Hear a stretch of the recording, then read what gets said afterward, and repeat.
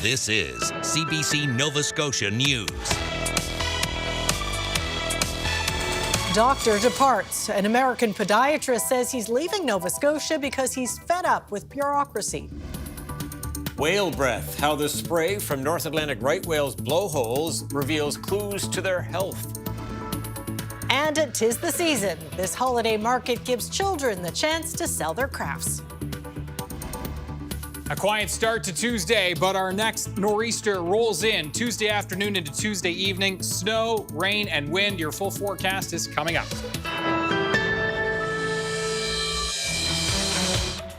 Good evening. An American podiatrist with training in some foot surgery says he's leaving the province because he's not allowed to fully treat his patients. Dr. Ron Barron moved to Dartmouth a year and a half ago. He says he's fed up with the bureaucracy and lack of action by decision makers. Carolyn Ray reports.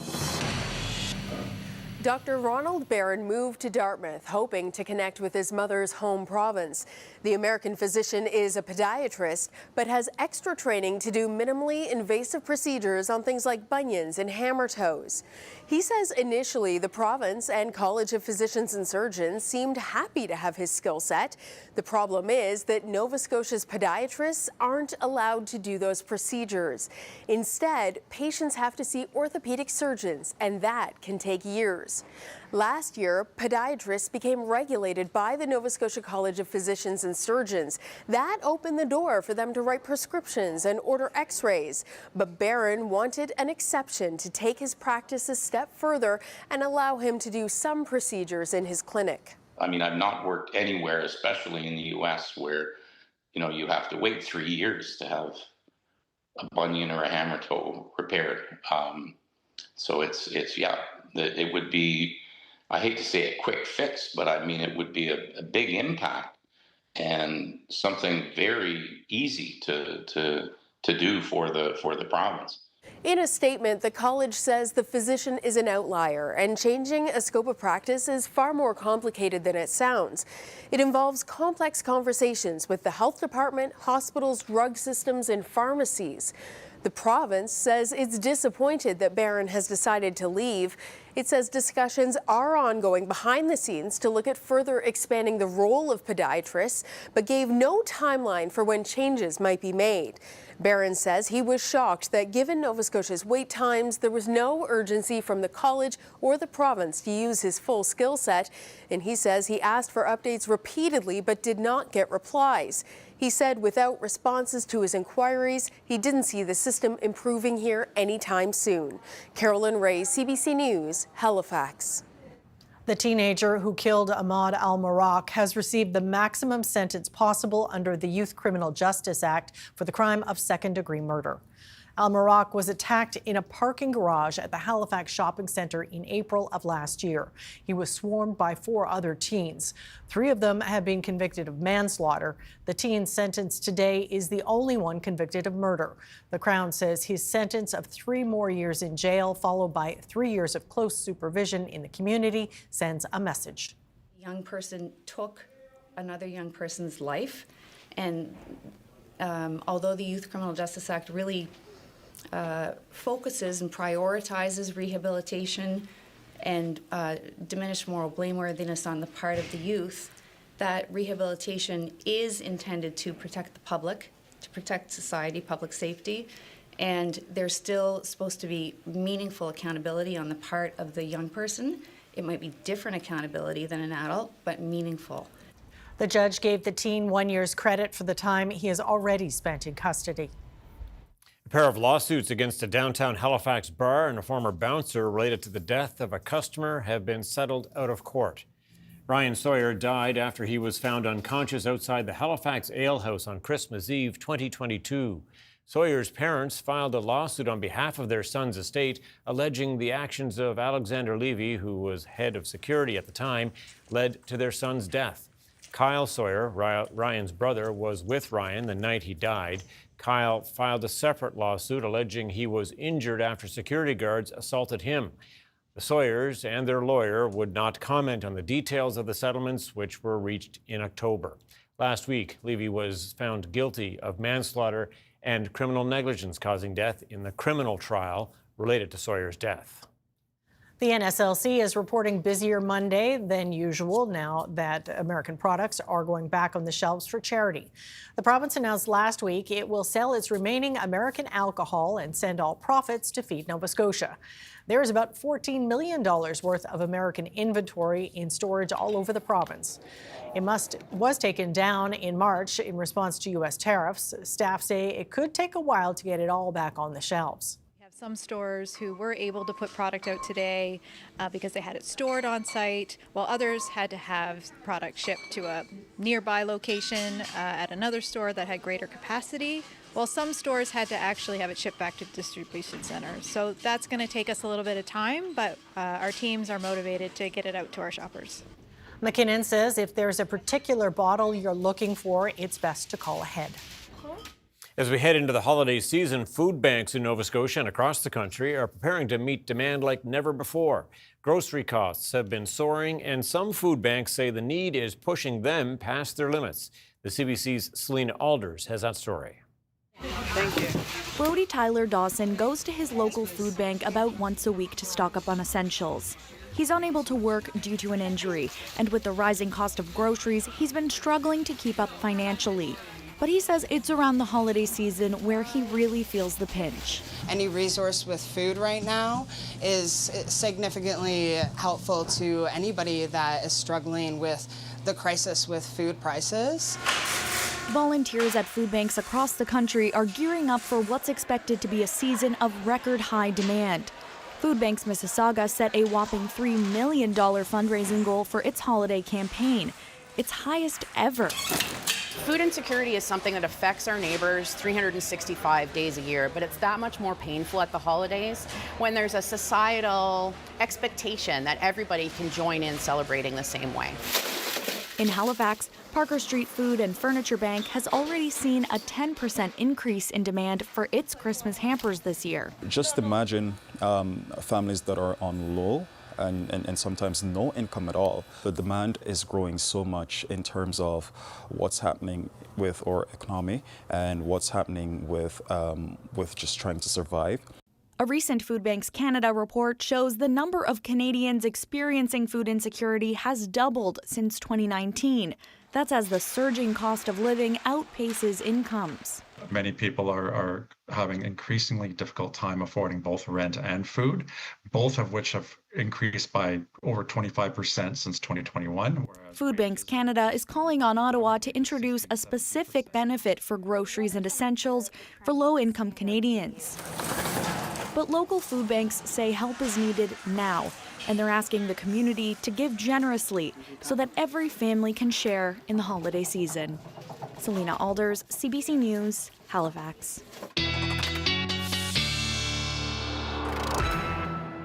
And checking in on the weather forecast now, here's Ryan Snoddon. And some stormy weather headed our way. Yeah, that's right. The big nor'easter that is on the way in. We've been talking about it for, what feels like a week, and certainly lots of buzz about this. And yeah, the picture becoming clearer now with this messy mix coming in. Wide variety, as is typically the case here in the Maritimes. Along the Atlantic coastline, we're going to see some heavy rainfall, 30 to 50 to even 60 millimeters of rain possible, especially down into the southwest, in through the interior parts of the province, especially higher terrain over northern areas. We're looking at up to 25 or 30 centimeters, especially for places like the Cobequid Pass, Mount Tom, and the Cape Breton Highlands, and a solid shot at 15 for places like the Valley, in through Truro, and towards places like Pictou as well. So it is going to be a real messy mix, and of course everyone in pink sandwiched in between 5 to 15 centimeters. Now, as we look at the timeline of all this, the impact for Tuesday afternoon's drive is going to be, yes, we're going to be seeing some snow rolling in, some mixing along parts of the coast. The snow really ramps up, as well as the winds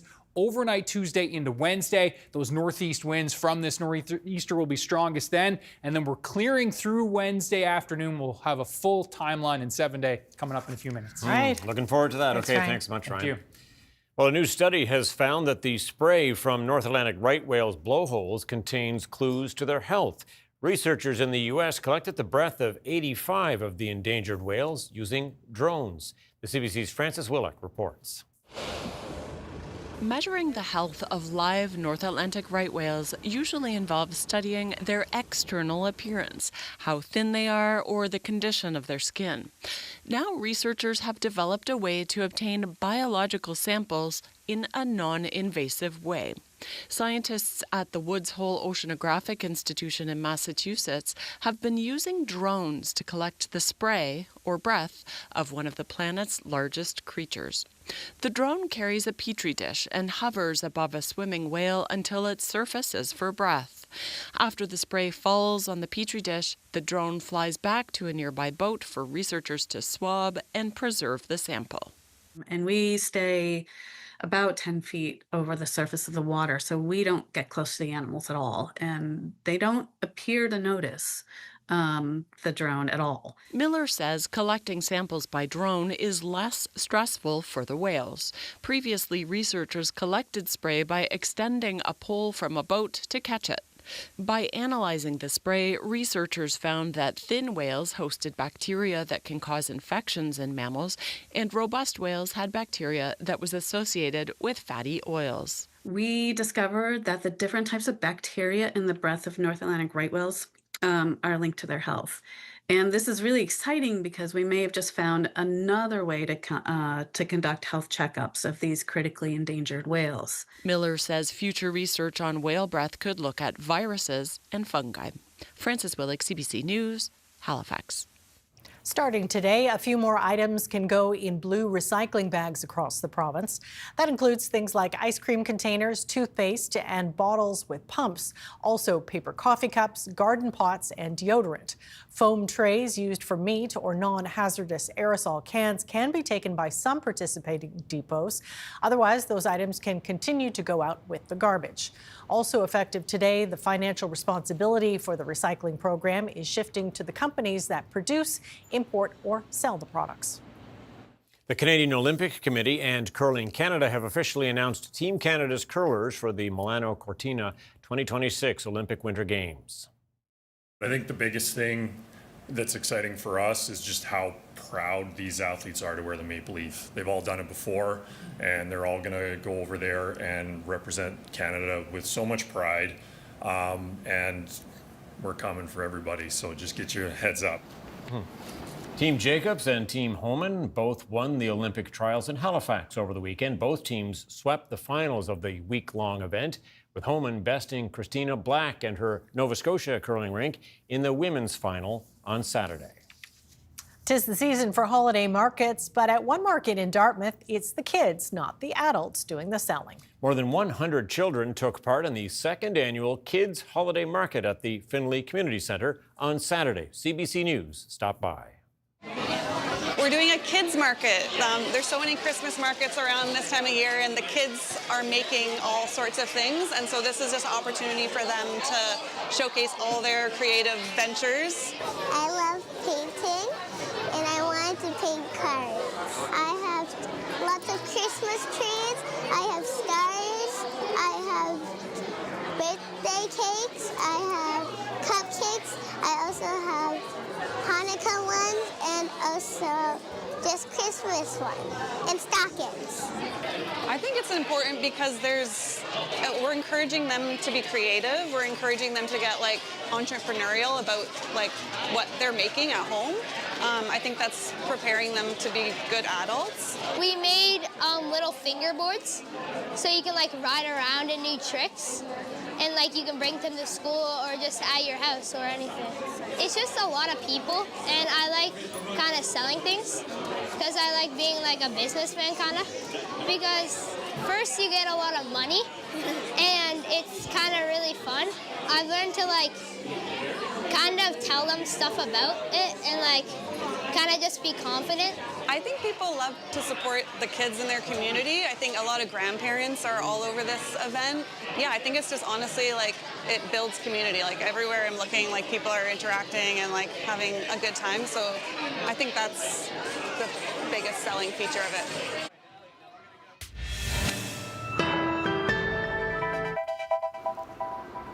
There's a look at Halifax Harbour, Georgia's island, and a big visitor. Makes you wonder how many Christmas goodies might be on there for Quite a some few. people, you know? Ryan's up next with the full weather forecast. We're back after this.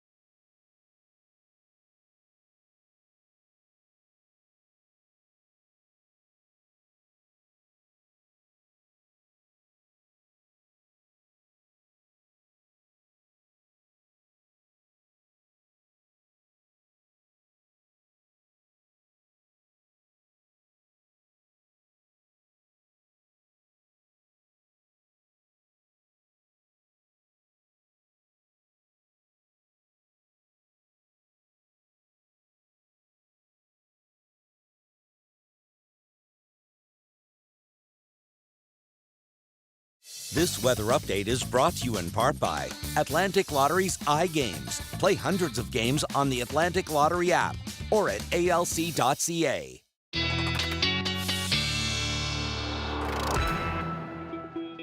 Well, there's always interest in the weather forecast, but you know, this week seems to be particular interest, don't you think? Yeah. Do you think we're ready?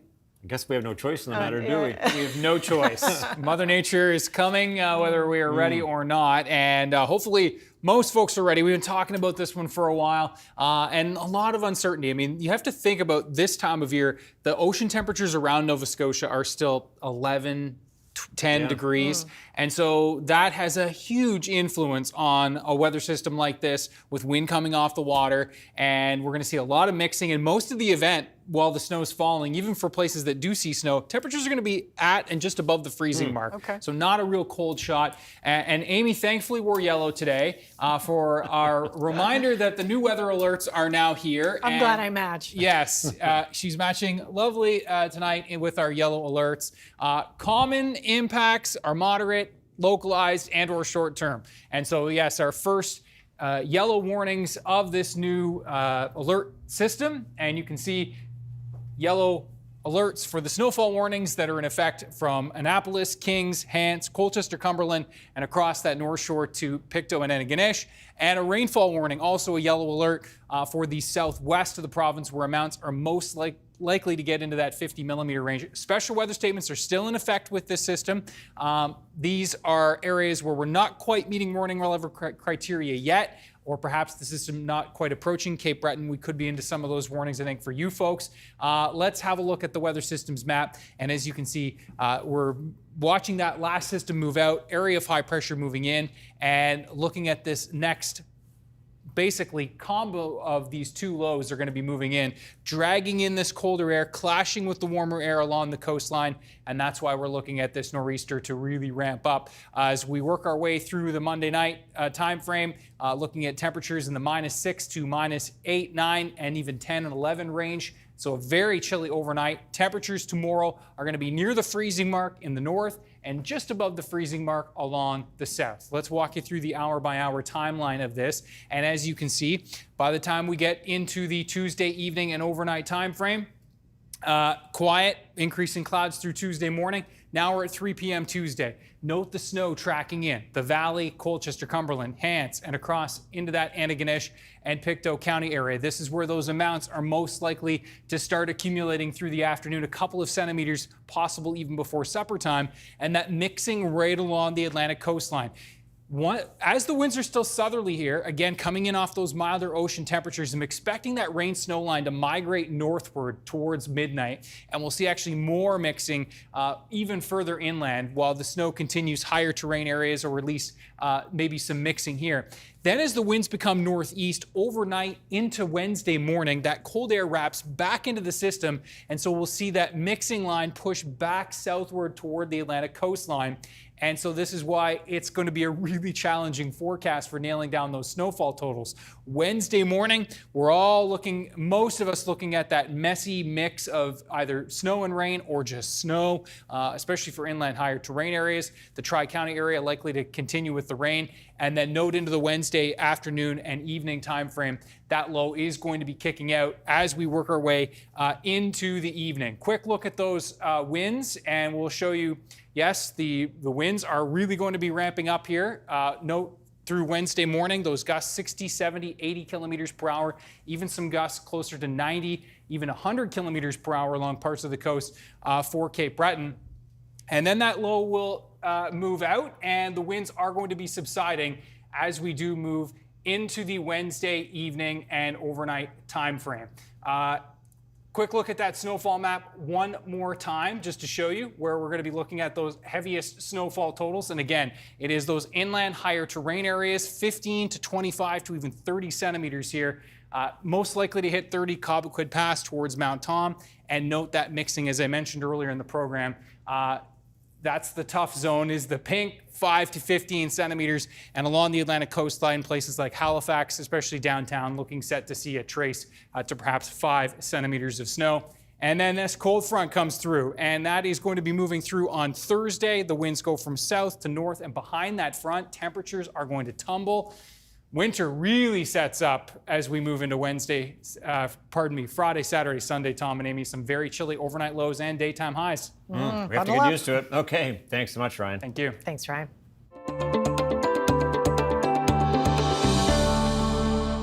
Well, it's crunch time for students in the Maritimes. The exam period is getting close. But some say schoolwork isn't the only thing stressing them out.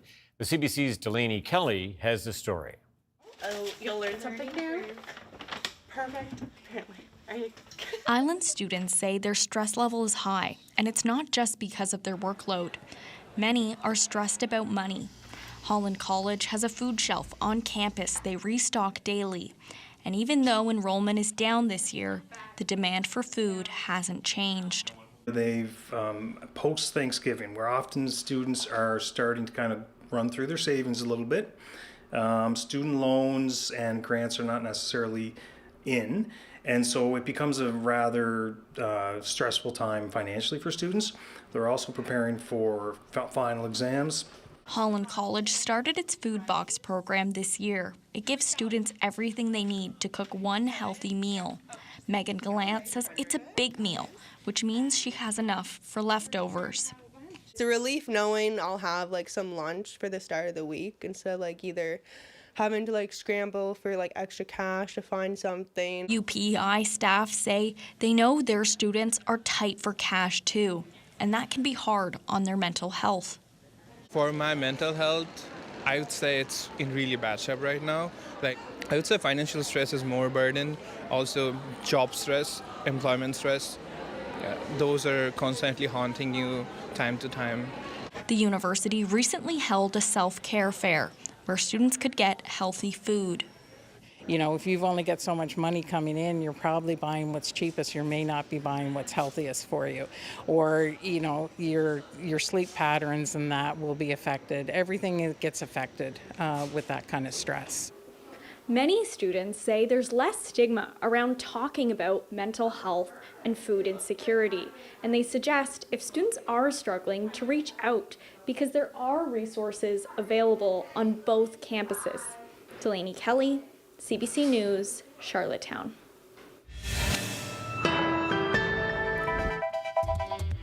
Coming up, some Halifax residents may have noticed an earthy taste to their tap water recently.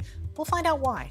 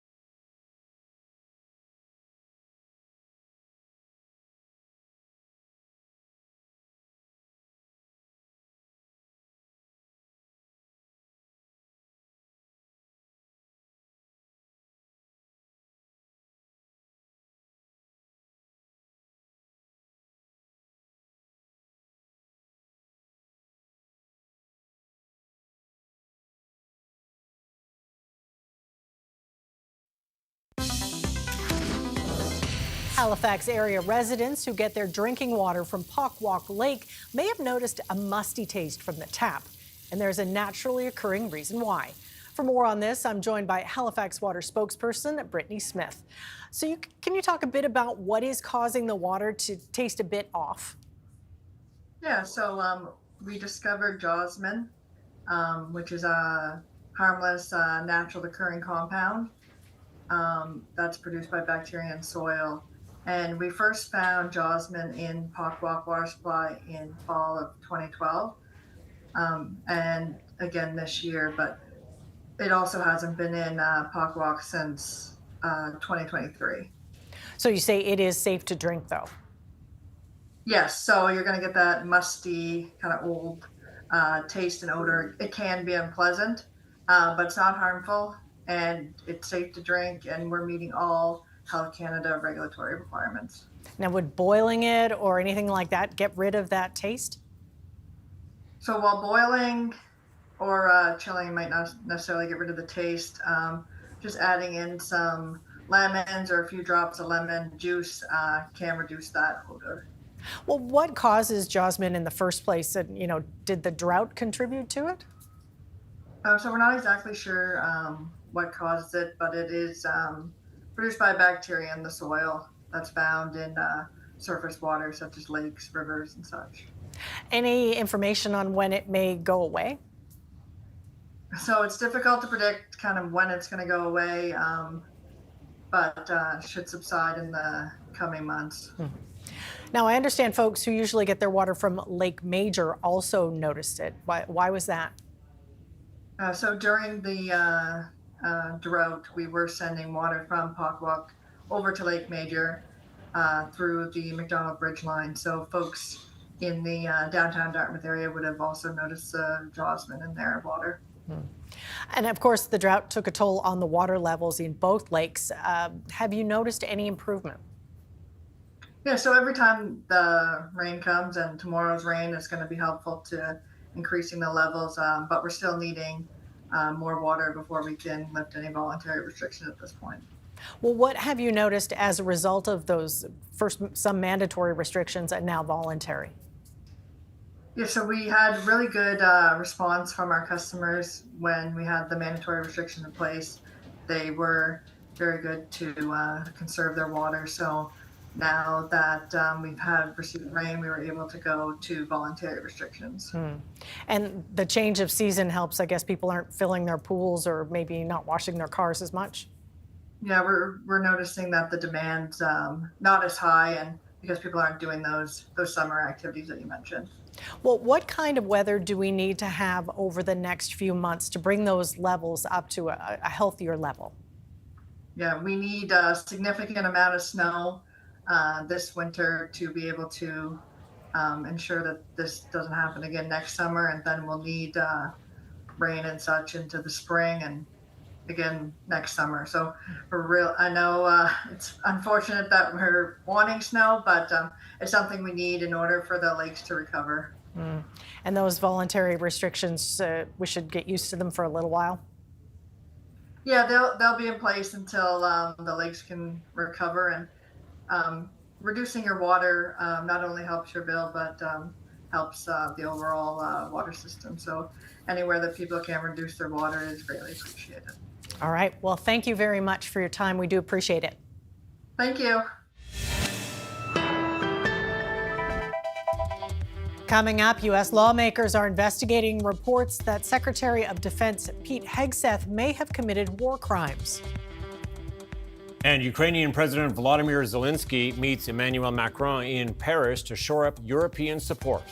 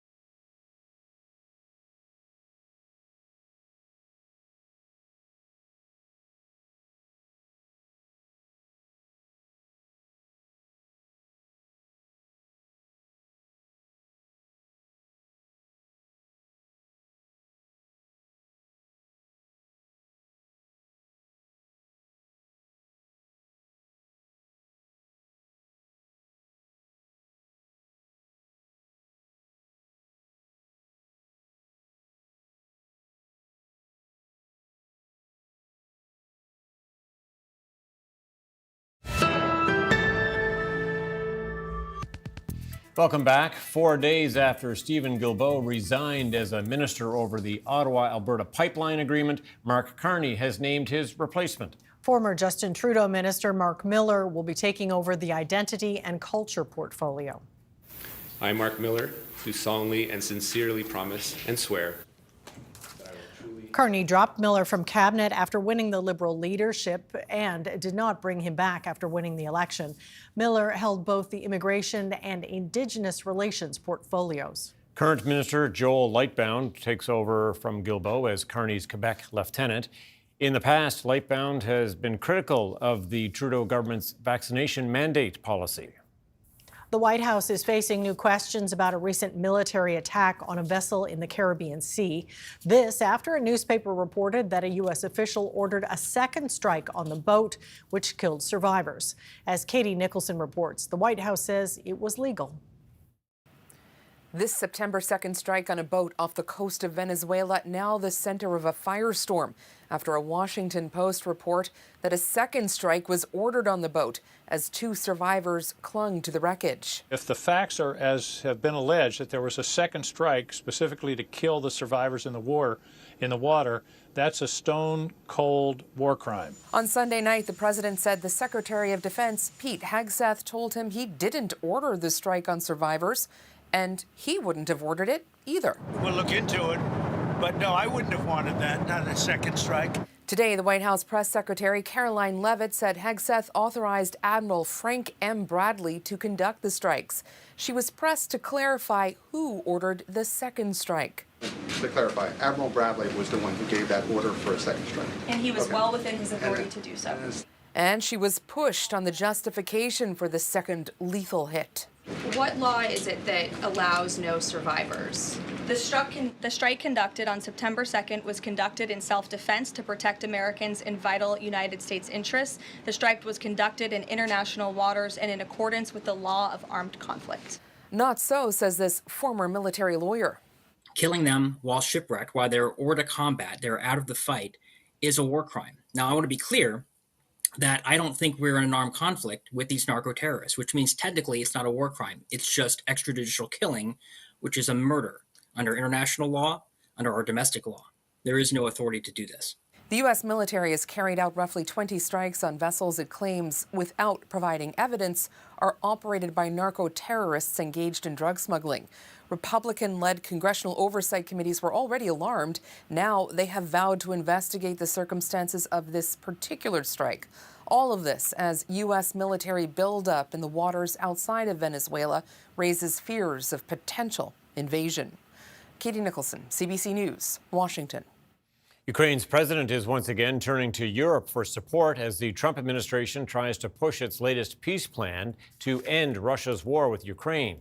Volodymyr Zelensky and his allies are concerned that the U.S.-backed deal may come at a price for his country. The CBC's Chris Brown reports. In what's become a predictable pattern when facing heavy American pressure to make concessions to Russia, Ukraine's president again turned to his neighbors in Europe for backup. L'Ukraine est la seule qui peut discuter de territoire. Ukraine is the only one that can talk about its own territories, said France's President Emmanuel Macron. We must take principled positions on sanctions, Russian accountability for war crimes, and on the status of our territories occupied by Russian forces, said Volodymyr Zelensky. The end goal is all issues that a recent U.S. proposal heavily skewed towards Russia. On Sunday, meeting with U.S. envoy Steve Witkoff, a Ukrainian delegation reported it made progress.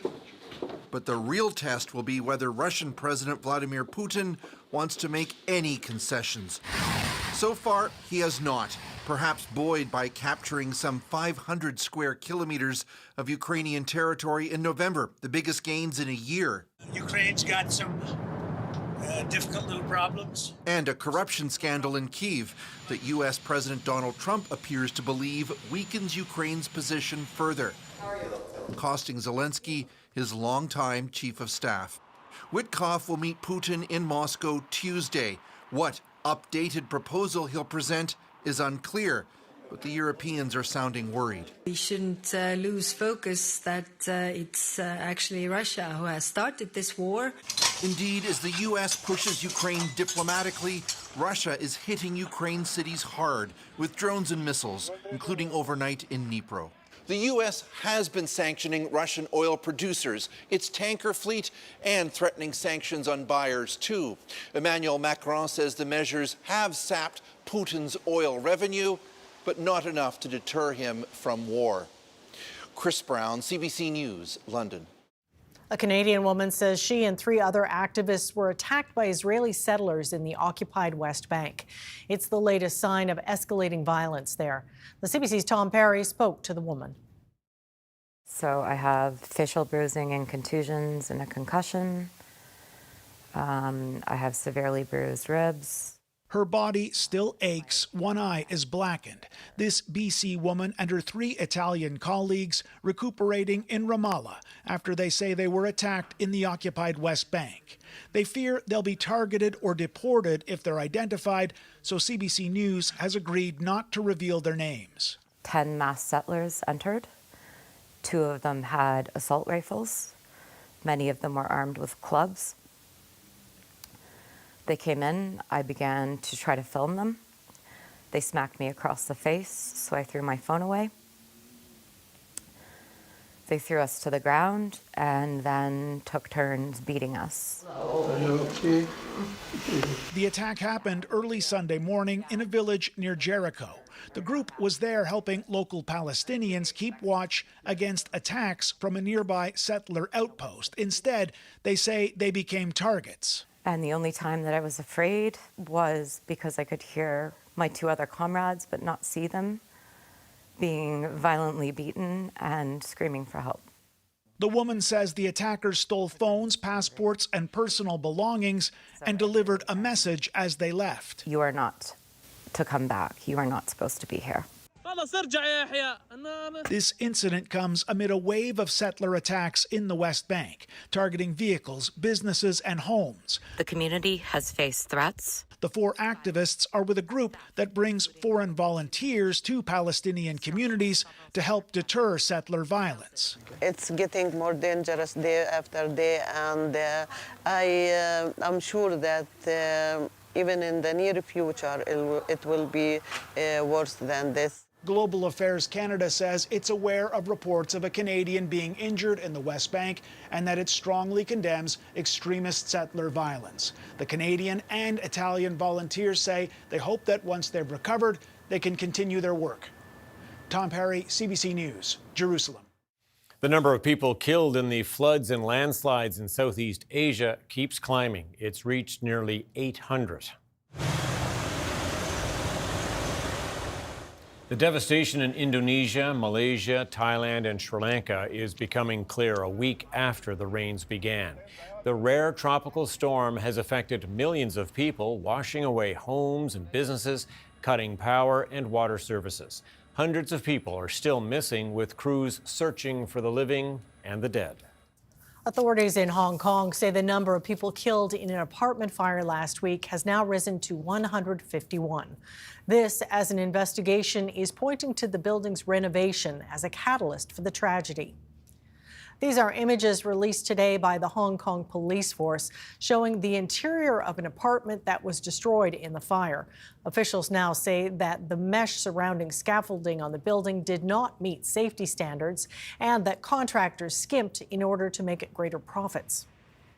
20 years ago, on December 1st, 2005, a historic land claims agreement came into effect, creating an area of Inuit self-government along the coast of Labrador. The CBC's Mark Quinn takes this look back. It was a long time coming, something the Labrador Inuit Association advocated for since filing a land claim in 1977. And finally, in 2003, after decades of negotiations, a big breakthrough. Good evening. It's a banner day for Labrador Inuit. Today they signed a land claims agreement designed to give the Inuit control over their land, their resources, and their lives. Labrador Inuit land claim is the last Inuit land claim in Canada to be settled. The agreement established Nunatsiavut, a 16,000 square kilometer coastal strip, about 1/4 of Labrador, Inuit control of resources, co-management of fisheries with Ottawa, and the establishment of Torngat Mountains National Park. 2 years later, another day to remember. On December 1st, 2005, the first president of Nunatsiavut was sworn in. Bad weather canceled flights to northern Labrador, so 2 ceremonies, linked by video, were held in Happy Valley, Goose Bay, and Nain. I got a tremendous feeling. It's a long time coming, but it's worth it. In the 20 years since Nunatsiavut's establishment, there have been successes. Investments in Air Labrador, steps to conserve Inuit language and traditional ways, the construction of places like the Cultural Centre in Nain. But there are still challenges, lasting intergenerational trauma caused by colonialism, relocated communities, and residential schools. There's also an ongoing housing crisis, mold and overcrowding in poorly constructed homes. That is causing health problems, and so that has to be seen, not just by federal and provincial ministers. There's hope, too. It's expressed in the sublime work of young Inuit artists like Bronson Jack. Nunatsiavut President Johannes Lamp says it's something to build on. Through art, we find a way to reclaim what was taken. Through craft, through painting, through carving, we heal, we teach, and we celebrate our resilience. Generations mixing to promote traditions and joy. Mark Quinn, CBC News, St. John's. We've likely heard of smash and grab robberies, but what if the smashing was done by an excavator? That's been a tool of choice for thieves in a string of bank robberies in and around Toronto. Nama Weingarten breaks down how it happens and who's paying the price.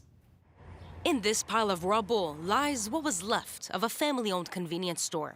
The collateral victim of an excavator smashing the bank next door to steal an ATM. Well, it's a family business. It's been nearly 6 months since Amy Wong and her husband were able to reopen it. We built day and night for the past few years, and overnight it's gone, nothing. I was so sad. It's really sad. Along with their son, it's where they spend 13 hours a day, 7 days a week. While they wait for it to be rebuilt, her husband had to find a temporary job. You know, we lost the only source of income of my family, as you know, but all the expense continued. After causing over $600,000 worth of damage to the plaza, the suspects didn't manage to get away with any cash. But that hasn't stopped others from trying out the same thing. There's been at least 6 instances of excavators or other heavy machinery being used to break into GTA banks in the past year. It was the tool of choice to smash through this CIBC branch in Etobicoke late November. In September, another excavator smashed through this BMO branch in Whitby. And in June, suspects stole an ATM after using one to smash through this TD branch in Brampton. Police say no one was charged in any of these cases. But getting these machines off the lot is no brilliant heist. Okay. This expert says most of them share the same universal key. And I can get this on Amazon. You can get it at the dealership, on Amazon. Mechanics have several of them in their toolbox. Okay. We gave it a shot. And then push that one forward fast. Oh. Smash it again. That's pretty tough. So that force that we just put into that, now that's a steel box, it didn't crush very well. But if that was concrete, it would break it apart like nothing. Like it's a block wall wouldn't stand a chance on that bucket. What's harder than that is escaping with one. Many only go less than 20 kilometers an hour. So you're not gonna steal that machine and drive it across town to break into a bank. I would imagine what's happening is they find an excavator parked someplace that they have a key for and look around for the nearest bank and find out, oh, there's a machine right there we can use to break in. He says construction companies can install security systems inside their machines to prevent thefts, but that can be impractical. A company has 100 machines. They can't keep track of 100 different keys. Meanwhile, police keeping track of these open cases. You know, it's not something that you hear of every day. This Peel police constable says with these kinds of thefts, there's a good chance the same suspects are behind more than one. So once we get a network of suspects identified, it's usually pretty quick that we can start getting them connected to incidents that are happening across the GTA. Before last week, all here was fenced. While Amy waits to learn who did this to her business, she's hoping they can reopen in time for Christmas. Nama Weingarten, CBC News, Toronto. Canada's main stock index finished more than 200 points lower today, weighed down by losses in the technology sector, while U.S. markets fell as well. Here's a look at where things closed as we head to commercial break.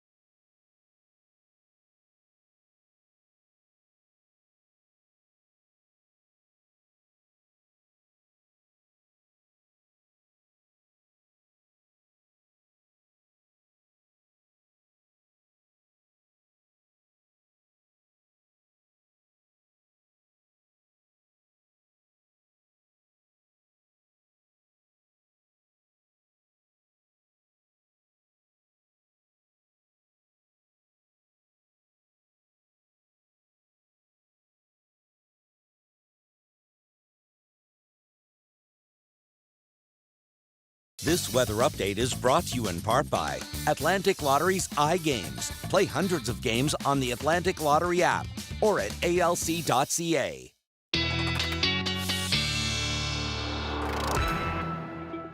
Well, you can bet later this week we're going to get some snow pictures on the end of the show, aren't we? I would think so. Some snowmen and snowwomen, maybe? Yeah, that's right. Hopefully, let's keep those pictures coming. Quite a few over the weekend into the inbox, which is great. Let's have a look at today's entry, and we're going to go down to the LaHave, and this is a beautiful shot from McKean Cove. And how about this? Isn't it? Very peaceful looking. From Karen.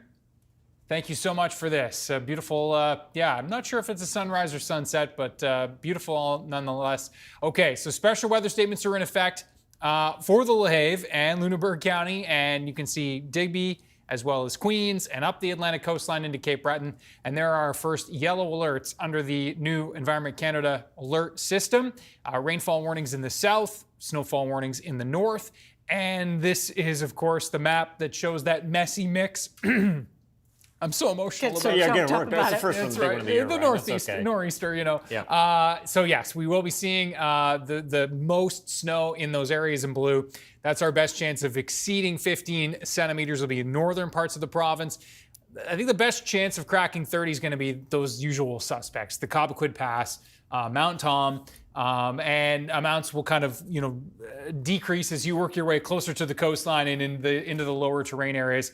Atlantic coastline looks pretty set to see, a trace to 5 centimeters. It's that area in between, that area in pink, 5 to 15 centimeters. It's going to be really dependent on just those exact temperatures. And as we look at the hour by hour here, and as it tracks in through Tuesday, note the snow beginning for the commute home. And so that is going to be impacting that Tuesday evening drive, obviously. Note that green line working its way northward through the late evening into the overnight, and then that pink line coming back towards the Atlantic coastline. That is that colder air wrapping into the system, and so we see a mix back to some snow, or at least with snow, even down towards the Halifax metro area for the Wednesday morning commute, which is going to be messy, and then it departs. Thankfully. Yeah. Okay, thanks so much, Ryan. Thank you. Well, with Advent underway, Advent calendars are kicking off the season of giving. Here's one delivery. Welcome to London's Zoo. London Zoo's Penguin Beach fish was the gift for this calendar's first day, and every subsequent day for the matter. And there were holiday photos. Humboldt penguins can swim at 48 kilometers an hour and are classified as vulnerable. Several penguins bypassed the calendar tradition and went straight to the source. Smart, aren't they? Yeah. That's it for us tonight. Thanks so much for watching. We'll see you next time. Good night. Good night.